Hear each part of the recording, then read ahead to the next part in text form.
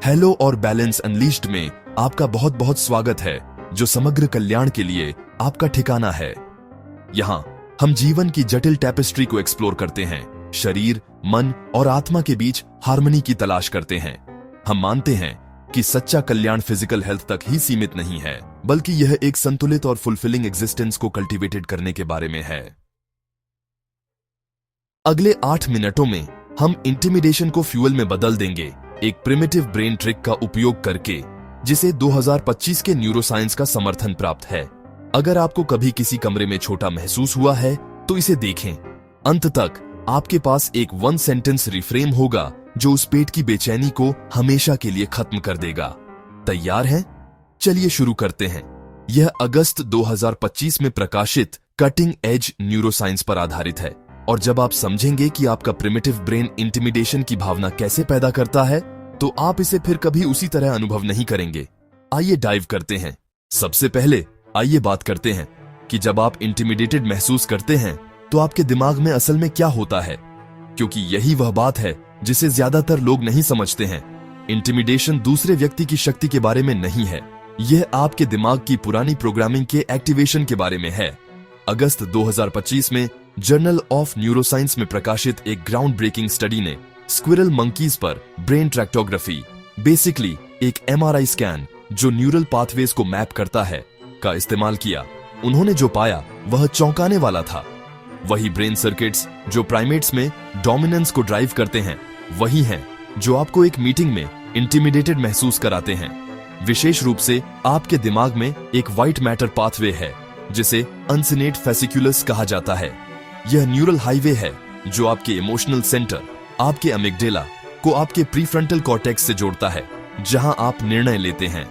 जब यह पाथवे एक निश्चित तरीके से एक्टिवेट होता है तो आप सोशल हायरार्कीज में ऑटोमेटिकली एक सबमिसिव स्टांस अपना लेते हैं। स्टैनफोर्ड के रिसर्चर रॉबर्ट सपोल्स्की का यह की इंसाइट है, जिन्होंने 30 से अधिक वर्षों तक प्राइमेट हायरार्कीज का अध्ययन किया है। आपकी स्ट्रेस रिस्पॉन्स आपके सिस्टम में कॉर्टिसोल का इनंडेशन रियल थ्रेट को मेजर नहीं करती है, यह आपकी परसीव्ड सोशल स्टैंडिंग को मेजर करती है। और यहीं पर चीजें दिलचस्प हो जाती हैं। 2015 में रिसर्चर्स ने केन्या में जंगली बेबून्स का अध्ययन किया और सोशल हायरार्कीज वास्तव में कैसे बनती हैं, इसके बारे में कुछ अविश्वसनीय पाया। उन्हें 2 पावरयां मिली जो डोमिनेंस बनाती हैं, प्री एग्जिस्टिंग एट्रीब्यूट्स हाइपोथेसिस, जो बस बिगर स्ट्रॉन्गर बैबून विंस कहने का एक फैंसी तरीका है, और कुछ जिसे सोशल डायनामिक्स हाइपोथेसिस कहा जाता है, जिसमें विनर और लूजर इफेक्ट्स शामिल हैं। इसे सुनो। विभिन्न प्रजातियों, मकड़ियों से लेकर मनुष्यों तक में 160 अध्ययनों के एक मेटा एनालिसिस से पता चला है कि पिछले विजेता अपने अगले 2 तिहाई मुकाबले विनते हैं, पिछले हारने वाले अपने अगले 2 तिहाई मुकाबले हारते हैं। और इसका इस बात से कोई लेना देना नहीं है कि वास्तव में कौन सबसे मजबूत है। रिसर्च से पता चला है कि ऐसा इसलिए होता है क्योंकि विनने और हारने से आपके हार्मोनल लेवल्स में बदलाव आता है। विनर्स को टेस्टोस्टेरोन बूस्ट और कॉर्टिसोल ड्रॉप मिलता है, लूजर्स को इसका उल्टा मिलता है, टेस्टोस्टेरोन गिरता है, स्ट्रेस हार्मोन्स बढ़ते हैं। और रुकिए, ये बदलाव इंसानों में भी होते हैं। शतरंज खिलाड़ियों, टेनिस एथलीटों और यहां तक कि वीडियो गेम खेलने वाले लोगों के अध्ययनों में भी यही पैटर्न पाया गया। जीत के बाद टेस्टोस्टेरोन बढ़ता है, हार के बाद कॉर्टिसोल बढ़ता है। यह एक साइकोलॉजिकल मोमेंटम बनाता है जिसका स्किल से कोई लेना देना नहीं है। यहां मुख्य बात यह है, आपका दिमाग सोशल हायरार्कीज में आपकी स्टैंडिंग के अपने मॉडल को अपडेट करने के लिए जीत और हार पर नजर रखता है। हर बार जब आप एक मीटिंग में खुद को छोटा महसूस करते हैं तो आपका दिमाग इसे हार के रूप में रिकॉर्ड करता है। हर बार जब कोई आपको इंटरप्ट करता है और आप रिएक्ट नहीं करते हैं तो यह एक हार है। आपका दिमाग शाब्दिक रूप से सबमिसिवनेस के पैटर्न को रीइंफोर्स कर रहा है। लेकिन यहां अच्छी खबर है, अगर आपका दिमाग इंटिमिडेटेड महसूस करना सीख सकता है तो वह इसे अनलर्न भी कर सकता है, और यहीं पर रिफ्रेम टेक्निक काम आती है। ठीक है, यहां यह वह तकनीक है जिसने मेरे और हजारों अन्य लोगों के लिए सब कुछ बदल दिया। मैं इसे द प्राइमेट रिफ्रेम कहता हूं, और यह एक सिंपल बायोलॉजिकल फैक्ट पर आधारित है जिसे ज्यादातर लोग पूरी तरह से इग्नोर कर देते हैं। जब आप प्राइमेट्स को डोमिनेंस स्थापित करते हुए देखते हैं तो वे वास्तव में क्या करते हैं? वे डिस्प्ले करते हैं। चेस्ट बीटिंग, पफिंग अप, तेज वोकल कॉल्स, खुद को बड़ा दिखाना, यह सब सिर्फ थिएटर है।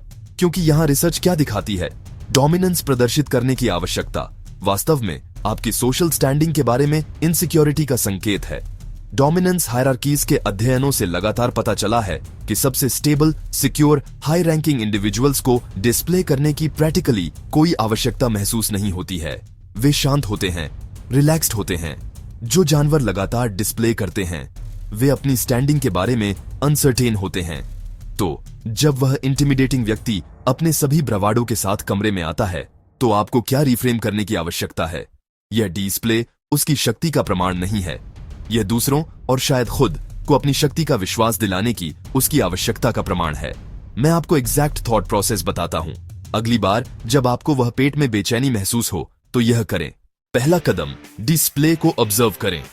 क्या उनकी आवाज जरूरत से ज्यादा तेज है? क्या वे जरूरत से ज्यादा जगह घेरते हैं?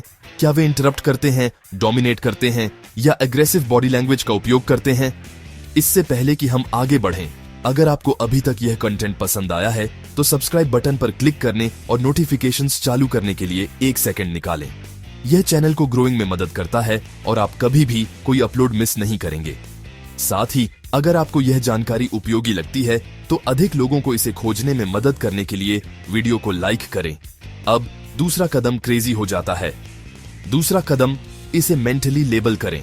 अपने आप से कहें, यह एक डोमिनेंस डिस्प्ले है, वे अभी एक्टिंग कर रहे हैं, ठीक वैसे ही जैसे आप एक चिंपैंजी को चेस्ट बीटिंग करते हुए देखते हैं। तीसरा कदम, इस बायोलॉजिकल ट्रूथ को याद रखें।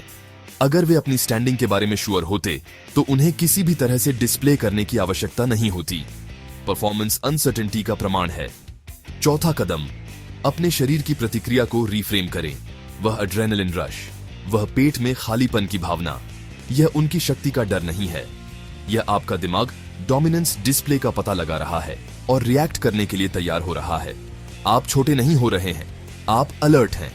पांचवा कदम, और यह बहुत महत्वपूर्ण है, आपको लूजर इफेक्ट के साइकिल को तोड़ने के लिए एक जीत बनाने की आवश्यकता है।